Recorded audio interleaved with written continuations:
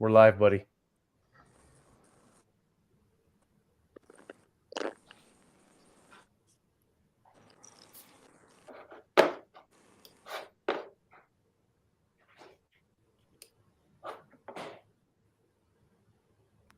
Aaron, can you not hear me? I wonder if it's connection start lagging once you put it live. Yeah.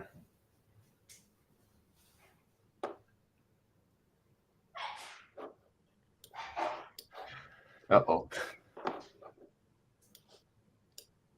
Aaron, you're muted.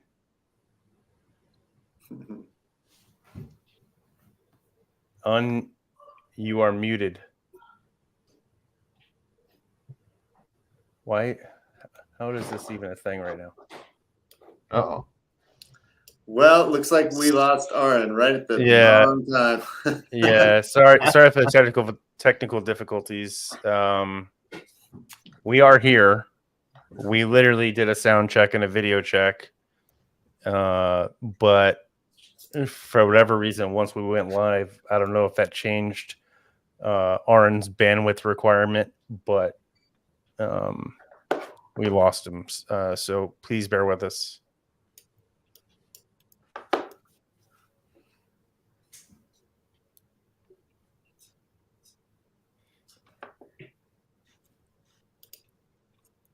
So, Jimmy, I think Aaron has handed the reins over to you. He's having additional technical difficulties, he said. Here it comes. Yep. Okay. So let's see if he jumps in. Hello, everyone. Hello, Mark. Thanks for setting this up for us and allowing us to answer some questions, get some information out to those who are curious / interested, all of the above on Rivian Clubs of America and what we have going on. For those that aren't aware or don't know, I guess I probably should have led with introductions. I'm Jimmy McGovern. I've had my R1T since April 4th of 2022. And Scott Lunt, who I'll pass it over to Scott Lunt now and let him introduce himself.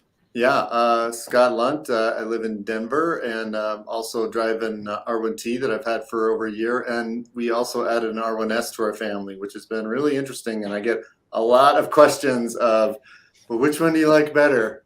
And I have a very pat answer for that now after several months, but I'll save that for another discussion. So, Ryan Reel, another early R1T owner, March of last year. Actually met Scott and Jimmy early on during the conversations. Met Jimmy through Rivian Stories, met Scott through his YouTube channel. Actually not to comment on from a Rivian post, but actually a Cadillac converter that got stolen out of Scott's Prius. Twice. Yeah, so that's how Scott and I met, was over Cadillac, converter theft, because my wife had one removed. But with that, we won't have to worry about that going forward from a Cadillac converter perspective. I have an R1T. My wife will be getting an R1S, and I'm happy to be part of this group of getting something started with Rivian Clubs.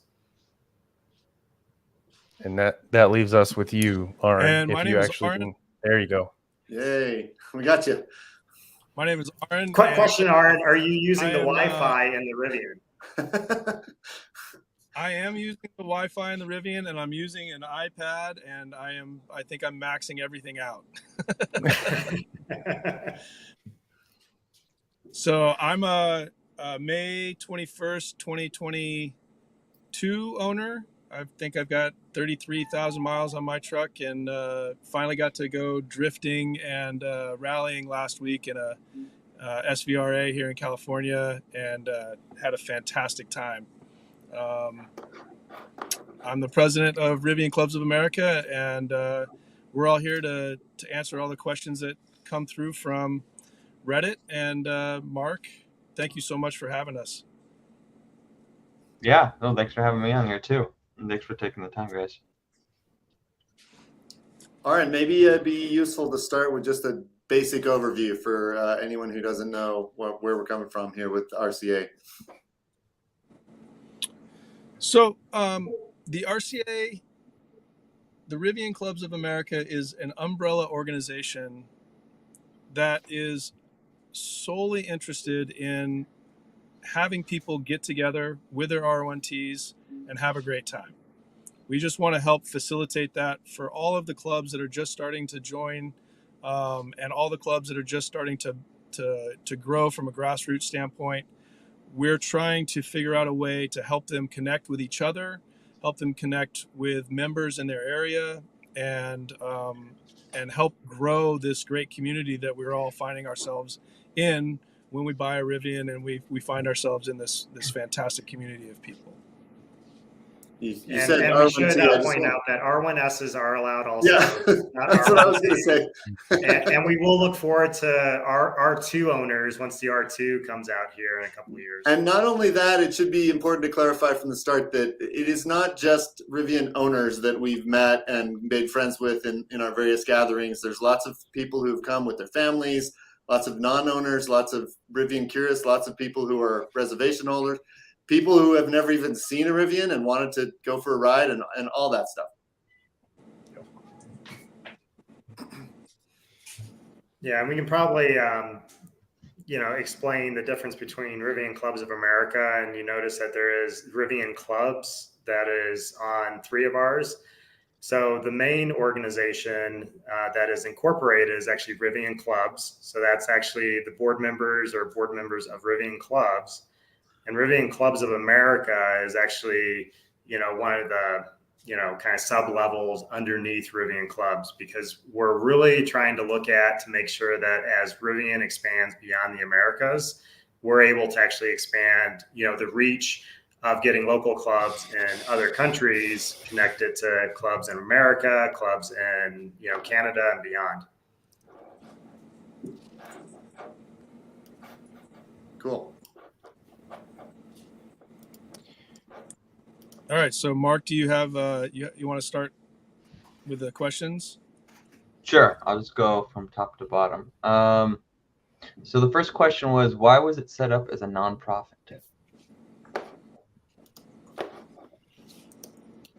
Ryan, Well, Scott? I can Ryan, jump in. best person.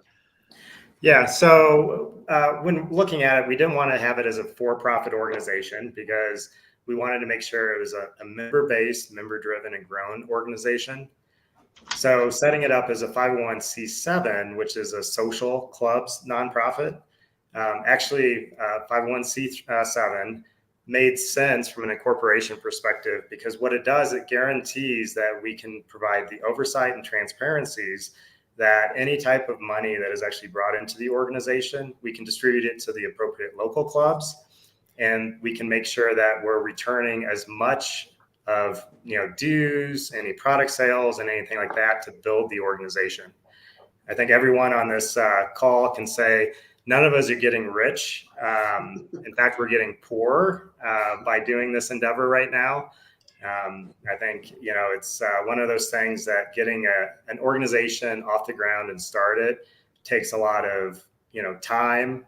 It takes money to do it. And we really wanted to make sure that we did something so that when everyone that you see on the video chat right now is gone and doing something else, hopefully not anytime soon, that we have the structure and the organization set up so that it can actually continue to thrive and grow beyond the founding group here, and even the founding members of the local chapters that we've brought on so far. So for us, that's why the approach from a nonprofit perspective, and specifically the social clubs, was very important, because it's that focus on the grassroots, the in-person interaction. We have no aspirations of being a social network from a network perspective. There's great venues for that. Mark, you do a great job with Reddit. And we have a lot of Facebook groups that our members belong to, and we work really well with a lot of the social networks. You know, Rivian Stories would be a great example.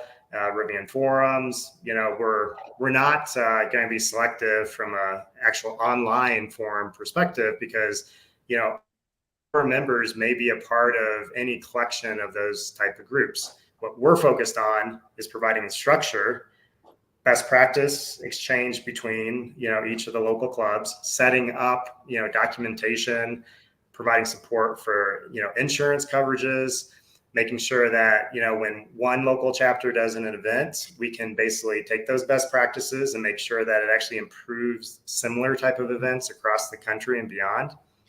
So that's really why we're focused on that, you know, 501c7 perspective and the social clubs nonprofit. I also want to add one thing in as far as the organization, the legal organization is concerned. One of the reasons that we thought it was important to start there is because we then had to go through the exercise of writing bylaws and thinking through all the succession plans for the board members, creating a board, and so on. So it's not organized or it's not owned by a single person. It's actually owned by the LLC, the board, and so that is has its own succession plan, which is the kind of thing that we had to do since we were, you know, legally organized company through this mechanism. Well, one point of clarification, we're actually member owned as a social club nonprofit. So, you know, all the members have a stake that as they actually become official members within the organization, it's really what they put into the organization is what they're going to get out. So if someone wants, you know, a different type of event to be set up, you know, we're going to be setting up so that we can get people trained as event organizers, that we can get them protected from a legal perspective, from a liability, as long as, you know, they go through training that we're set up to make sure that they understand how to do events safely and make sure that, you know, it's really the members that are kind of growing and upswelling, you know, kind of the excitement around the whole entire organization. Nice. I think you guys kind of answered a couple of those, like National Umbrella. They're all like the same questions. Okay.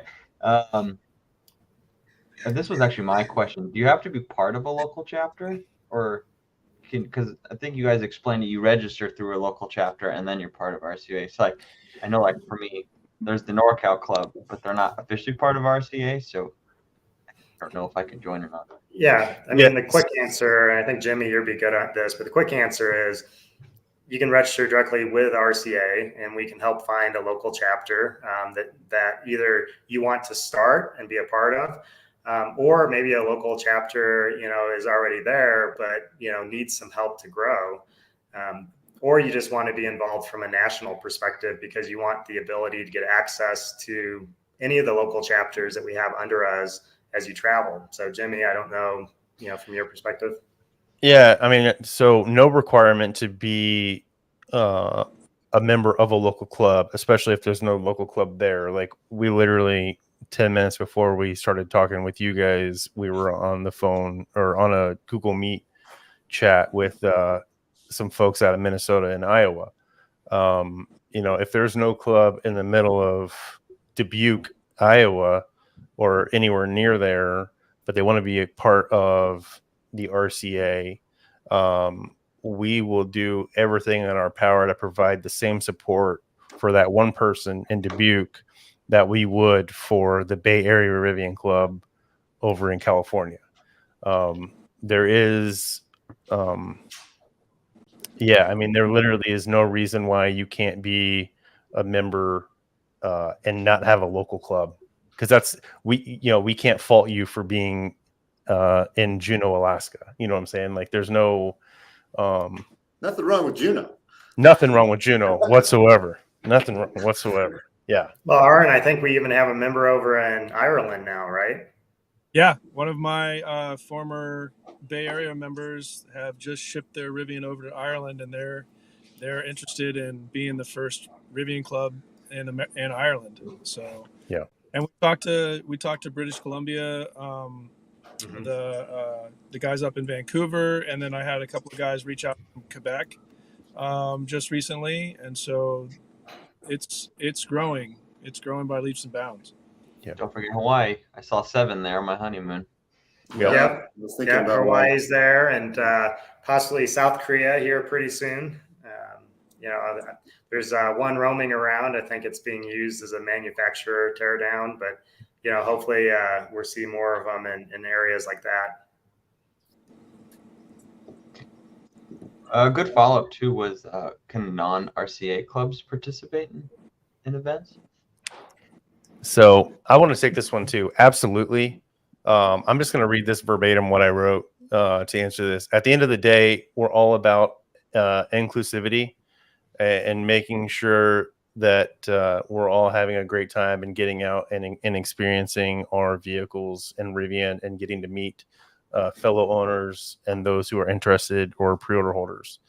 If the event, I guess the only thing I'll add to that is if the event does have a fee, there's a possibility that non-members would pay the fee while members would.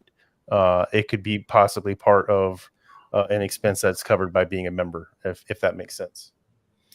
Yeah, and to a question that just came through in the chat about insurance, like it would make total sense that if the members are all covered by the insurance, that we could ask the non-members to chip in and pay for their insurance as they can participate. Yep.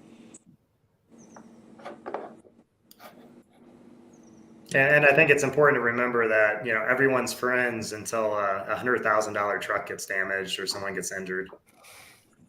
And you can even still be friends, and those sorts of things might have to be handled by insurance companies who then sue people, even if they're friends, right? Because those things unfortunately have happened in the past, and so that's one of the reasons that we wanted to have this organization for the protection of the members, to so that we can all sleep better at night and not have to worry so much about those kinds of things. Yeah, makes sense. Okay, next question. Which one do you want here, Mark? It seems like it's all participation related. Can a member of a club in one place participate in an event from another club? Absolutely. Yeah, I mean, that's one of the advantages of being a national or even international as we grow. It's really about connecting those local clubs so that members, as they travel, as they do the road trips, they can actually participate either with or without their Rivians in local club events. I mean, that's the whole reason that we're focused on this, is building, a community, in person, well beyond just a person's city. So we want to make sure that, no matter where someone goes, they're able to meet other Rivian owners and do activities with them. And then, make sure that they have their questions answered. So if they're going to, they're in Southern California and they're coming to Colorado, we've already had this where people have been like, hey, what are good trails? What can I do in Colorado? Can we meet up? I mean, I personally have met up with a lot of Rivian owners at a local RAN station that's pretty close to my house in the city. And, it's like, yeah, I'll be there in 15 minutes to meet you and, have a chat with them and tell them, oh, you can do this, you can do that, grab dinner with them. So, yeah, anyone else? I mean, that's my perspective. Yeah, I'll just tell a quick story. I mean, there's a Rivian owner who's part of the Florida Rivian Club that came all the way out to the Bay Area in California and participated in one of our events. And he used as many RANs across the United States as he could. And, that's the kind of opportunities that it presents, is we can all find Rivian owners wherever we're going to end up and get to go hang out with them, because, it's really nice to be able to hang out with people and talk about your truck, because your wife or your son or your daughter are tired of listening to you talk about it. And it goes beyond the truck. The reality is it's the activities and the lifestyle that's built around the truck. And I think that's one of the things that, the majority of Rivian owners have in common is the truck, of course. But then once they start talking, they're like, oh, you do this? Well, I do this too. Have you tried this? Have you gone to this location? Yep. So it really builds, connections beyond just the vehicle. Yeah. Oh yeah, 100%. I mean, granted, we're in this scenario right now being part of RCA, but even before that, Ryan, Arn, and Scott, I can't tell you, like, the amount of times that we've spoken on the phone, the fact that the fact that we have hung out in person in Colorado, with the exception of Arn. I haven't met Arn in person yet. I'm coming to Florida as soon as Iran gets installed in Florida. Yeah, keep holding your breath. It has opened up our friend circle well beyond anything that we could have ever imagined via a truck. And now I mean, not that I could care less about owning a Rivian, but the fact that that has just opened so many doors for us with new friendships, like forever friendships, as corny as that sounds. Excuse me, Jimmy. And no, you're good. Just to follow that up, this is one of the reasons that the RCA it was originally conceived, was because we've seen such benefit in developing relationships and friendships, and we want to help facilitate that for everyone, not just for ourselves, but for others who are meeting each other because of these, because of our efforts and because of other people's efforts. And we've got dozens of people contributing at this point, which is really, really something, a lot of fun. It's a lot of fun. Yeah, and we put a lot of Rivian Club stickers, in people's windows and stuff, and then they end up following up, signing up, and we meet them in person. I mean, it's actually, great when that happens. Yep. So I want to acknowledge that Mark's got tons of stuff going on in his life, and he's going to have to get out of here fairly quickly. So, Mark, are there one or two other questions that you would want to ask us, and then I think we can continue on after you drop, and we can answer some of the other questions that are left. Sure. Well, my favorite two questions you guys wrote very short answers for, so I don't know. Which ones are those? Oh, that was about the type of memberships, but I know you guys are still working on that, so I don't want you guys. If you guys aren't ready for that, it's okay. Well, I mean, we can probably touch on that really quick, Mark. I mean, really the opportunity to kind of shape, the membership tiers and structures is, join, start a club, be one of the, initial founding clubs here. Because honestly, the clubs are going to have a lot to say about, what the membership tiers are, what are the benefits that are going to be getting in there, what are the swag packages. So that's the great thing about where we're at right now, Mark, is that the people that get involved now get to shape the future of the organization for years to come. We also should point out, just as a housekeeping matter, we've been referring to some questions and answers that are written out. I want to make sure that people listening know where to find the text for this question, for these Q&As here. We do have an actual Q&A typed up on rivianclubs.org website. You can see a button at the bottom with the bylaws and our code of conduct and a Q&A. I imagine we'll add this document to that as well. Or Mark, do you have a plan to put this somewhere too? Or yeah, for the questions that were asked specifically by people on Reddit, the responses probably should be responded to them directly, and then that link will be up when people post and say, like, flare their post with questions. That link to the AMA will be in there. Okay. People go see it. Okay. So I guess people listening should just know that these questions are going to be answered, in written form too. So you can look for those. All right. What's your other question there, Mark? Should I ask the snarky one? You can ask a snarky one. Ask him. What's the point of these clubs anyway? It's a truck. There's a danger to fostering tribalism around the corporate brand. This is my car club, so it makes me laugh. I'd like to take a crack at that one because I was writing a little answer to that one earlier. I think I could illustrate with a story as well. Now, I wasn't firsthand on this story, but I know Jazzy, who's out in New York, and he held an event before he did. He's a busy guy, but he needed help putting together a webpage. He wanted to help organizing some things around his club. He needs somebody to help get him some stickers for his logo, and so on. And the club organization that the RCA has kind of helped to do all of those things for him, to help provide him with the structure and the space to have a really cool event. You guys saw it posted up on Rivian's website even. And it was a huge success, a lot of fun, great friendships were made, and so on. And a lot of those behind the scenes things happened through the organization, and through the people that are experts who have joined in to help do things like graphic design and logo design and website development and all those kinds of things that aren't necessarily seen by everyone out there, but are definitely hardworking volunteers like we all are, trying to help each other facilitate these events. Now, that was happening across the country for me in New York, but I was able to have some satisfaction of knowing that we helped them put together a great event. And I think, they're all trucks, but they are something that we all have as a passion. That's a reason for gathering together. That's something that we care about. There could be various reasons why we care about it. For me, it's different than perhaps for any of you guys, but it's a common theme that we have, and a purpose and a reason to get together. And at the end of the day, it's about fostering those friendships and relationships. And I think we feel like the best way to do that is through this national umbrella organization. Because if we were to just rely on specific individuals or individual groups and clubs, then those are great, but a lot gets missed. And a lot of times, a lot of those connections across borders could potentially not be there. And so I think that's kind of a simple way to answer that question.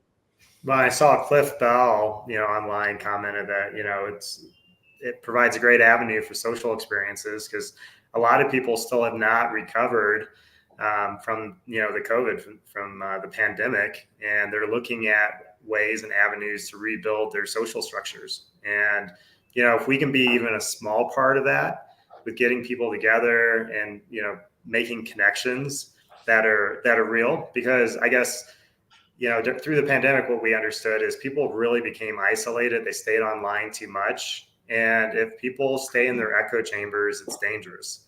So when they get in person, face to face, and you get to know people, it's hard to be a troll, because you get to actually understand the people that you're interacting with. You understand their life experiences. And that's really what it's about.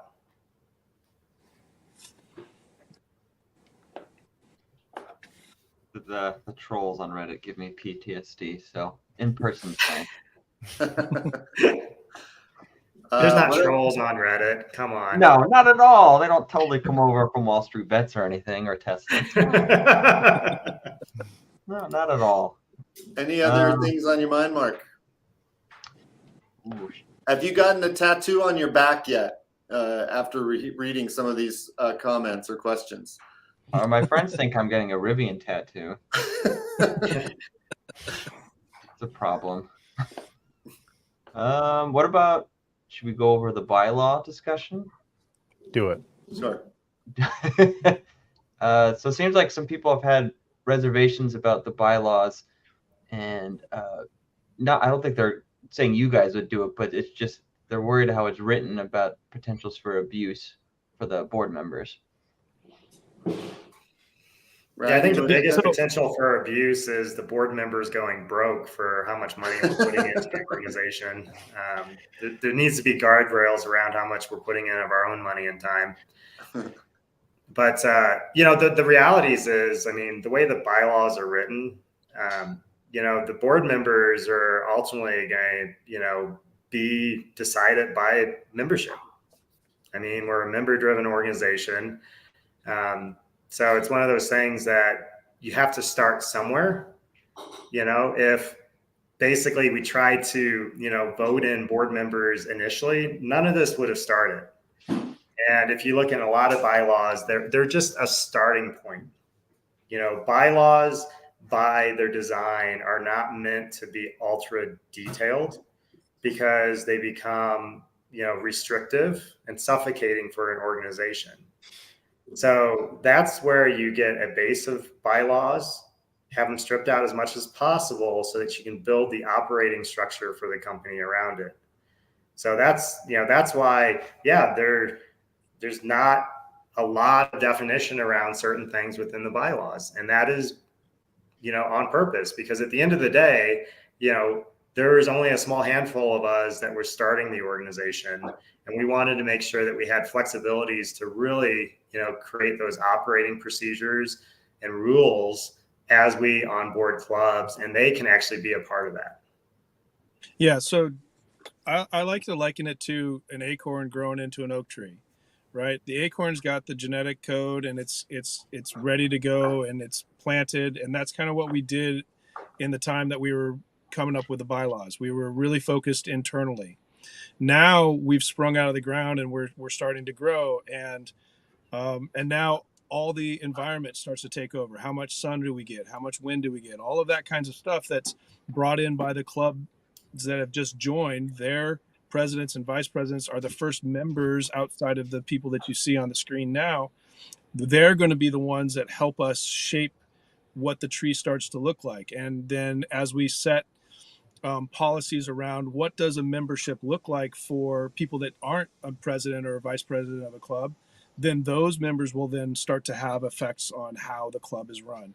We're looking at, expanding the board. If you look at the bylaws, right now we have three board members, but there's a maximum of 11 that we're looking to have fill out as we go. And as that happens, we're going to be having people join from all over the country to help shape this organization. I want to add one thing to that as well, Arn, that in many ways, I want to kind of flip this question over, which is to say that, because of the bylaws, and because we're officially incorporated, and because we're, 501c7 nonprofit and so on, we have laws that we have to, abide by. And so that, therefore, we actually have, in my opinion, more responsibilities rather than less than an organization or a loose organization, which has none of those things. So in some ways, because of the bylaws, we actually are less prone for abuse, just by the nature of the fact that, stealing stuff is illegal, right? And so on, right? Like we have no intention of doing things that are against these particular bylaws. And so that's why we wrote them the way we did. We had professional lawyers that we paid a good amount of money who were very good at this to help us draft them. And we thought through a lot of these things. And they're not entirely perfect, and they will be amended over time as we learn and grow and as we figure out what's best for the company. We're perfectly well, we hope to be very committed to building the organization in a way that's best for its members.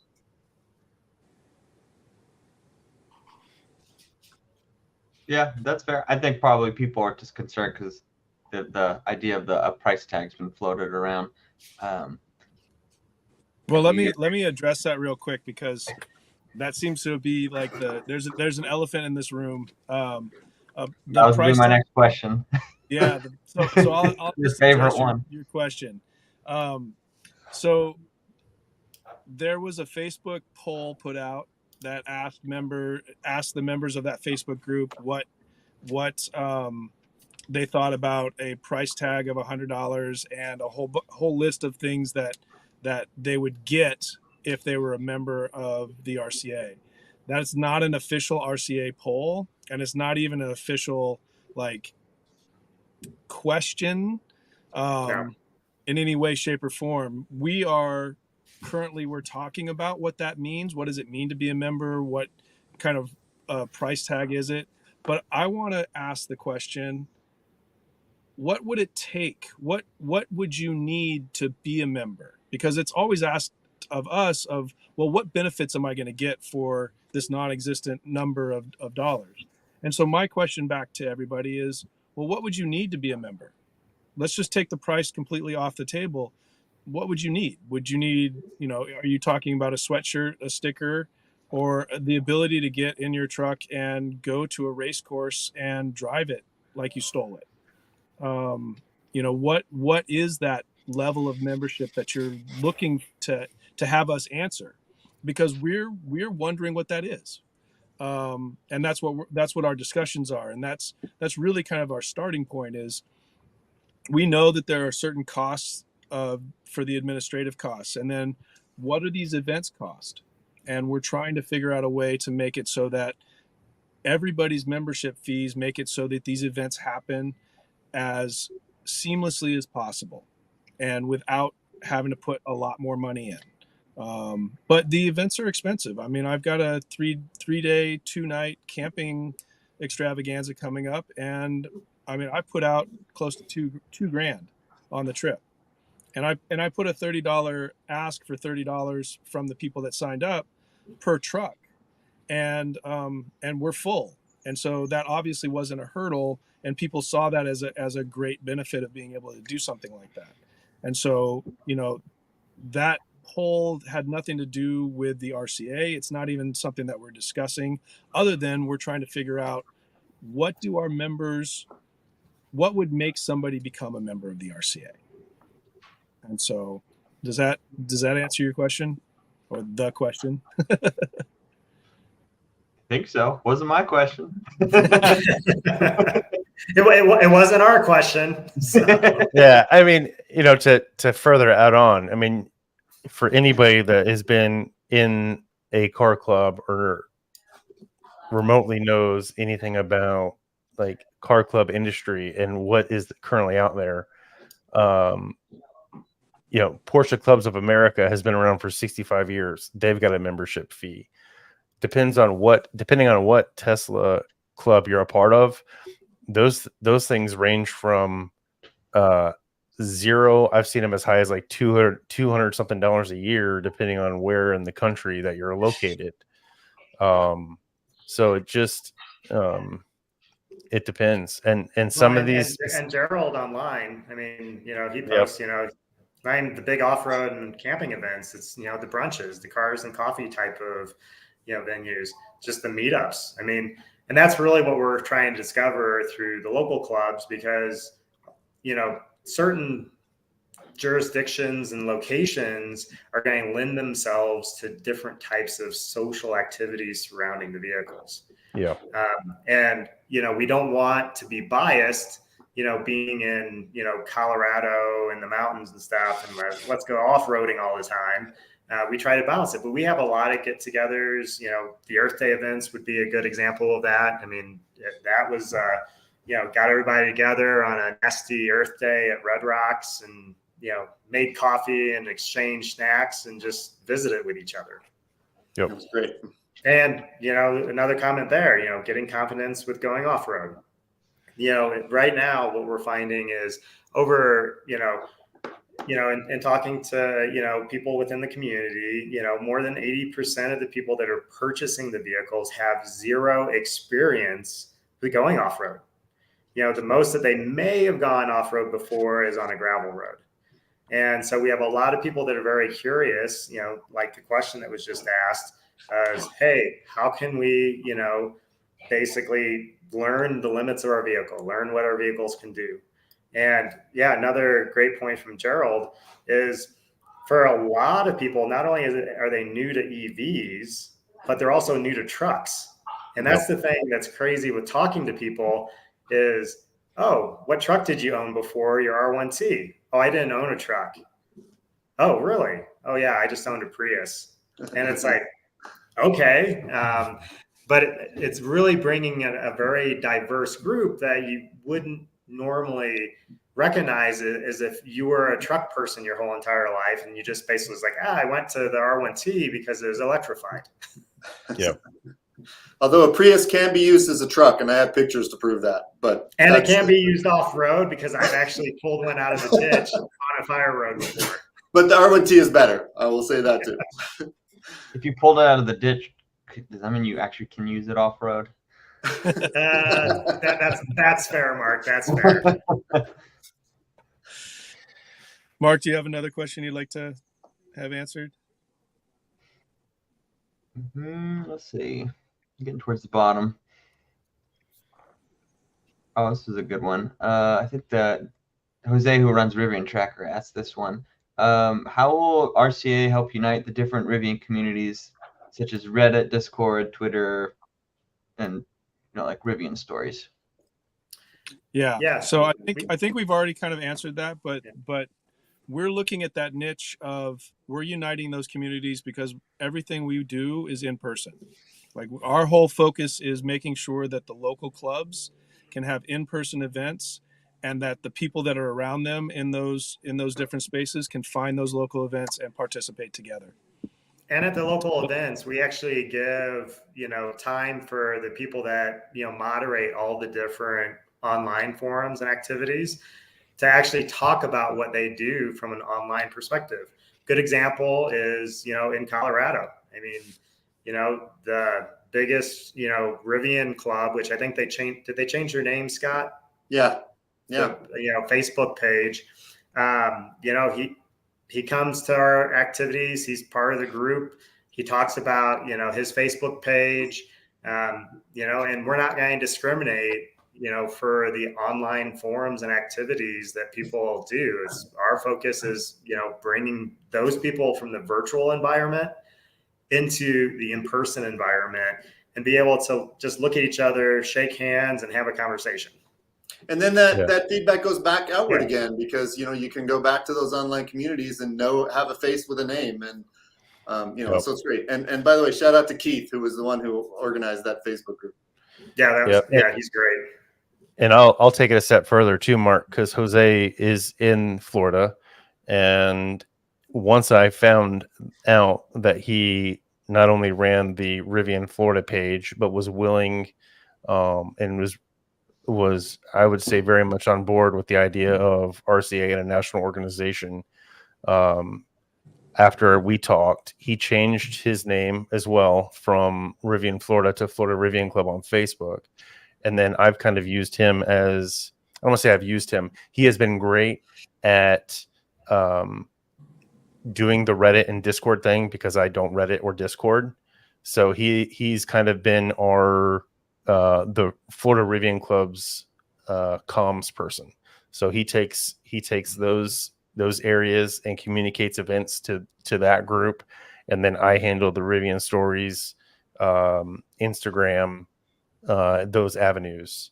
So it's been great to have him on board to be able to reach out to those areas that I'm personally not in order to make sure that we have as much communication going out for as much in-person contact. I'm going to break this right here. Mark, do you got to go? It's now a quarter till. Perfect timing. Yeah. Okay. Sorry, guys. I've been trying to get on the thank you hockey so team since I moved for like 6 months, and they finally let me play. So Oh, nice. Hey, good job. I haven't had exercise in 6 months. Well, be safe then. We don't want you to go out there and get yourself into trouble. And that's one thing I want to end on, is that's awesome that you're going to do something cool like that. We have all four of us and a lot of others have made a concerted effort to make sure, hey, our lives and our families come first. This is a volunteer thing, and sometimes it doesn't go as quickly as we want it to or as perfectly as we want it to, but it's important to keep that priority. And so I'm super glad that you're off to do something fun like that. I don't know. Some of the Reddit people think I'm on there 24/7. So Yeah, welcome to that club. all right, guys. Have some fun at some Excellent. old school hockey. Thanks a lot, Mark. Yeah, thank you, Mark. So, gentlemen, we've got a few more questions that we can answer here. And I'll just take over for Mark's position. I think the biggest one that's left is really kind of talking about memberships and a misunderstanding of the bylaws as to whether or not you have to be an owner to even be part of the Rivian Club. So does anybody want to take that? I mean, the simple answer is you don't need to be an owner. We're going to create, club levels and stuff to be involved. But Scott, I think you have the a more complete answer on, what membership actually means and what we're focused on. Yeah, and I think the answer that we wrote out that we'll publish it refers back to the bylaws, actually, which basically identifies that there are different types of membership. Okay. And that actually the board may establish, as it says, additional classes of membership at its discretion. Now that's to say that we wanted to make sure that the that the organization itself had the flexibility to make those decisions later down the road. If we decide, oh, you know what, there needs to be a free membership, or maybe there needs to be 3 different types of paid memberships, or maybe we have, you know, like a well, and membership awesome, forever or Austin. I think, you know, perfect comment, you know, Austin. He says there doesn't have to be only one tier of membership. Those demanding more of membership could opt to pay more, but I believe, you know, there's a desire for a free tier to be inclusive. Yeah, and thanks, Awesome, for that. Yeah. Because that's exactly what we're thinking. It is not written into the bylaws. I think that's a misnomer that it is. Yeah. It's written into the bylaws that we have a starting point, but that we can make modifications as needed, and that was intentional. Yeah, and probably, you know, reiterate again, you know, the bylaws are a starting point. They're not made to be, you know, constrictive, as we talked about at the beginning of the call. You know, they're a foundation that we're built off of. And, you know, Scott, you even said, you know, if something comes up and there's an issue, you know, we can address it and amend the bylaws, but we tried to write them in such a way that we can just build, you know, operating procedures and you know, rules and beyond the bylaws, you know, as we grow. Gina and Dean had a question back in the comments I want to get to. Dina, I believe I'm pronouncing it right. I'm sorry if I'm not. She asked if when we have event, my sister's name is Dina, by the way, so that's cool. We know members are covered by the insurance. Are members of other clubs attending our events covered? Well, the answer to that is it depends. It depends on the way the insurance is written. We have people as presidents of the onboarding clubs that are professional insurance people, and we'll help to answer those to make sure those policies are written correctly to cover everyone appropriately and at the best cost that we can get. Yeah. And Scott, to be honest, in some cases, you know, the answer will be no if there's not the proper training that's put into place, right? You know, with the other clubs coming. So I would say that, you know, it's going to be dependent on the type of event and what the requirements are to actually have insurance. Because anymore insurances are, you know, requiring a lot of different types of training and certifications to make sure they can reduce their risk. Right. And then following right after that question, Aaron, is another one by Gene. He asked, can you go over image usage for logos for clubs in the RCA? We have logos. This is one of them. I can't quite get up there. But there we go. They were a logo designed by a professional designer, and they're intended to be specific. So this particular one says Rocky Mountain, and there will be a lot of other versions of it that will have specific names for the specific the clubs that they apply to. The usage guidelines are written in as part of the package that we got from the designer as far as what you can and can't do with that particular logo. But the intent is to put forth a brand that we can all kind of circle around and that becomes familiar. And there already people who see that logo and say, oh yeah, I've seen that before. And that the other point is to make them consistent enough so that they look between the different clubs like they're still part of the same group, which we were hopefully successful in doing. And anyway, I hope that answers your question, Gene. There will be more details specifically sent out to the club presidents and vice presidents as far as like actual logo usage and when, you know, how we're going to get graphics to print stickers and so on. Yes. Austin, yes.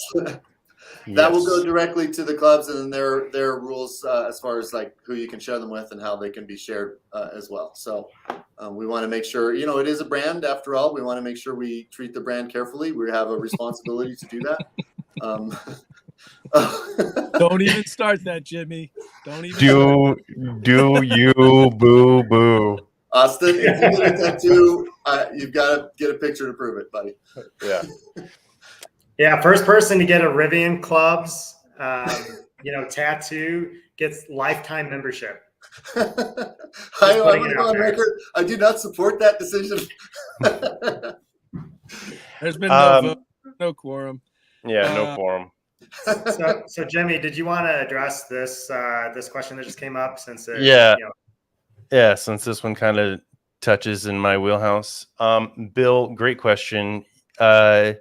So, for instance, in our case, Florida Rivian Club, we would I think the main comm piece and what we have been doing for the last 2-ish something years, having Florida Rivian Club, or almost 2 years at this point, that would remain on Rivian Stories, but nothing changes.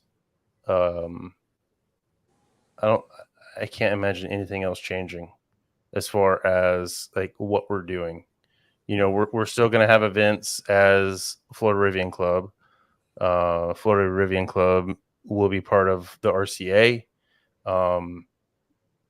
And that all goes back to the tiered membership plan, you know, the tiered memberships that we're talking about. So should you not choose to be a paying dues member, that's fine. You're still part of Florida Rivian Club, and you could still be part of RCA as a free member. Just some of those perks would not be, you just wouldn't be getting as a freed member, if that makes sense. Well, and I think we should be very direct too. Rivian Stories is a for-profit, totally separate organization. Correct. You know, Correct. And it's a social network where, you know, from a Rivian Club's perspective, you know, we're doing something, you know, from a local in-person type of activity. We're a nonprofit, so two separate organizations. You know, the reason why, you know, Jimmy is a board member of Rivian Clubs is because he's passionate about it, and people can do more than one thing. So I know that people see Jimmy and they're like, Rivian Stories. But, you know, there's a lot more depth to Jimmy once you get to know him than Rivian Stories. Trust me. You should see his shark underwear. Yeah, they're shorts, and I'm wearing them if anybody wanted to see them, but I'll spare everybody from that.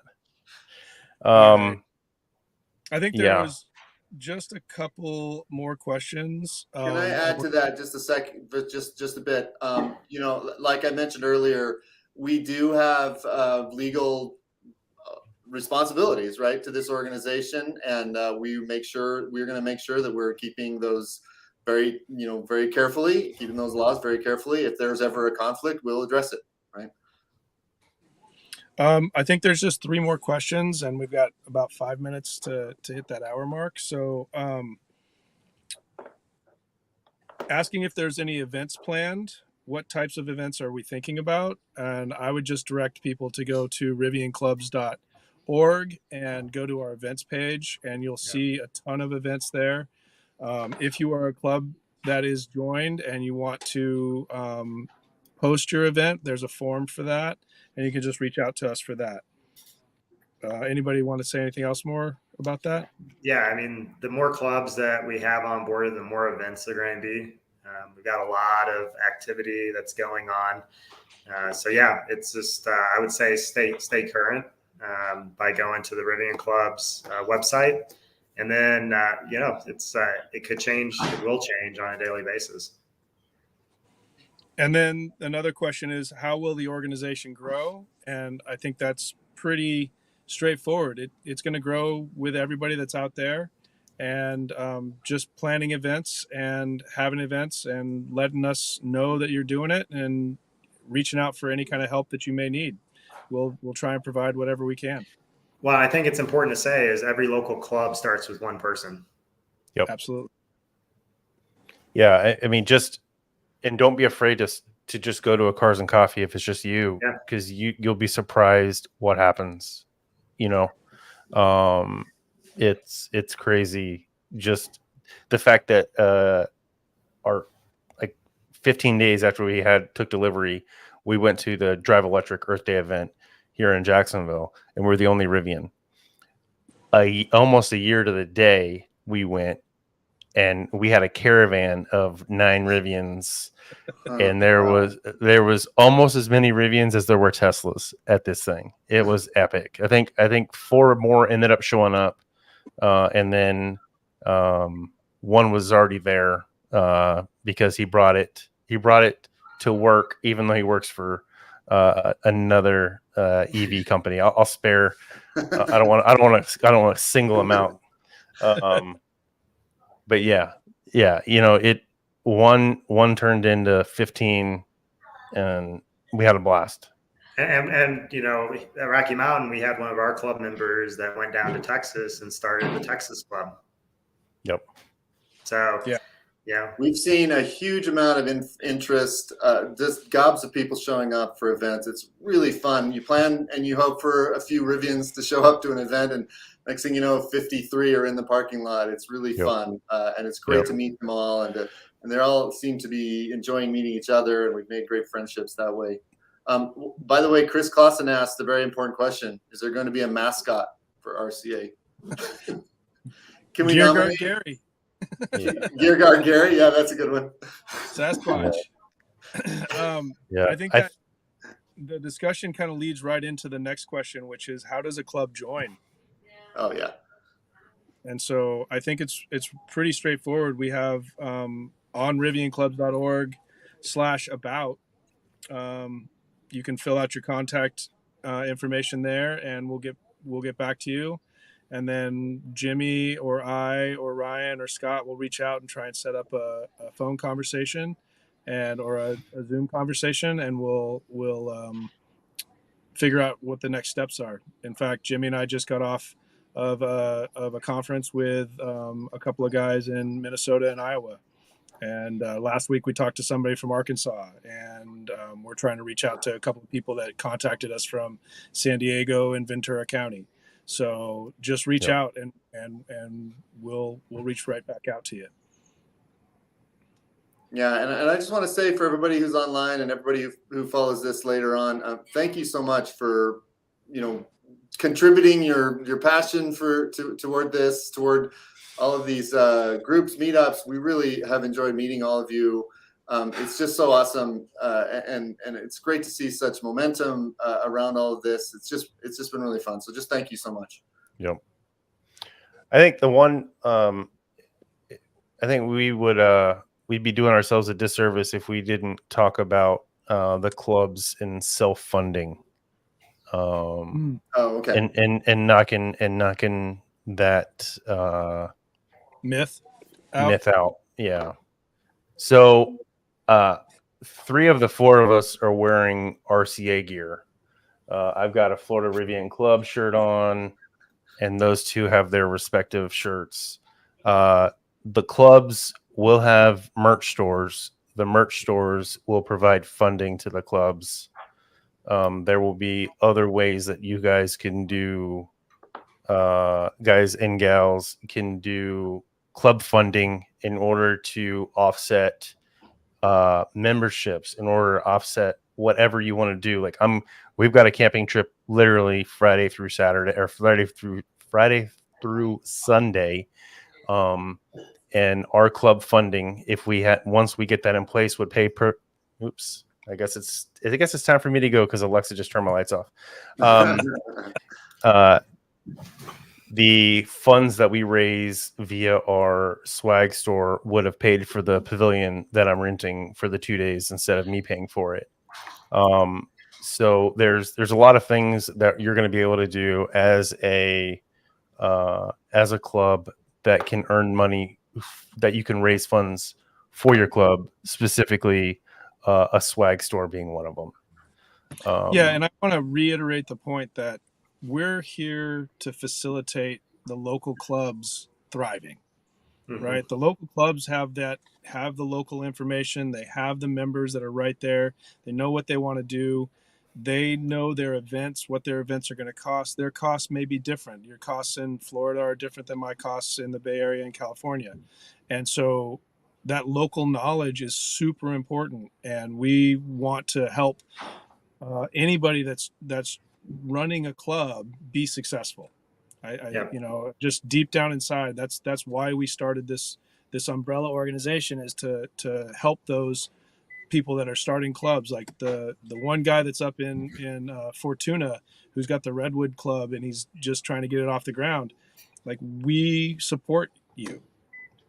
We support everybody that's trying to do this thing where you're getting people together, having events, and having a good time, going out and being adventurous. And I think that's actually a good time to say, hope to see you in person. Join a club, and we'll see you at a local event. Yeah. Yeah.